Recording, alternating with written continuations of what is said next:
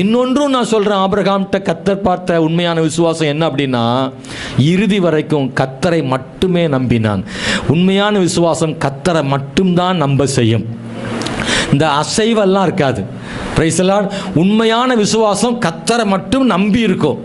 எதுவுமே நடக்காட்டாலும், நம்ம நினைக்காதெல்லாம் நடந்தாலும், எதிர்பார்க்காத மாதிரி நடந்தாலும், என் ஜெபம் கேட்கப்படாட்டாலும், சூழ்நிலைகள் தவறாக இருந்தாலும், இன்னும் கர்த்தர் காலதாமதம் பண்ணாலும், உண்மையான விசுவாசம் கடைசி வரைக்கும் அவரை மட்டுமே சார்ந்திருக்கும்.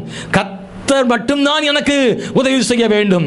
ஆண்டவருடைய கரத்தில் இருந்து வாங்குவதை தவிர அந்நிய கரங்களிலிருந்து வாங்க எனக்கு வேண்டாம் என்று சொல்லும். தந்தா அவர் தரட்டும். அதுல ஆபிரகாம் உறுதியா இருந்தான். சத்துரு எனக்கு தர வேண்டாம், என் ஆசீர்வாதம் வருவதா இருந்தால் என்னை நேசிக்கிற கர்த்தரிடமிருந்து தான் நான் பெற்றுக்கொள்ள விரும்புகிறேன்.